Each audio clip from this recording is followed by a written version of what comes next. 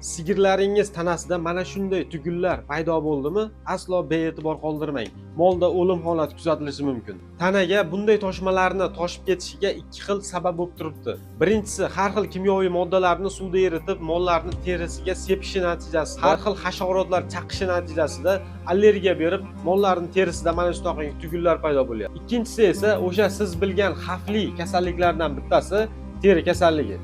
Tana haroratini 40-41 gradusgacha ko'tarilib ketishi, tuyoq qismlari esa nerealniy darajada ishishi, tanaga mana shunday tugullarni hosil bo'lishi kasallikning belgilari hisoblanadi. Albatta, kasallikni davolagandan ko'ra uni oldini olish 1000 marta yaxshi.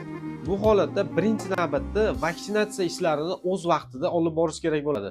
Molxonani, qo'yxonani har xil bakteriya, viruslardan tozalab turish maqsadida dezinfeksiya ishlarini o'z vaqtida olib borish kerak bo'ladi. Uchinchi navbatda qoramollarning immunitetini ko'tarib, ishtahasini ochish maqsadida immunobaza preparati bilan birgalikda vitaminlarni qo'llab qo'yadigan bo'lsa, qoramollarning immunitetini ko'tarib, kasallikka chidamliligini oshirib beradi.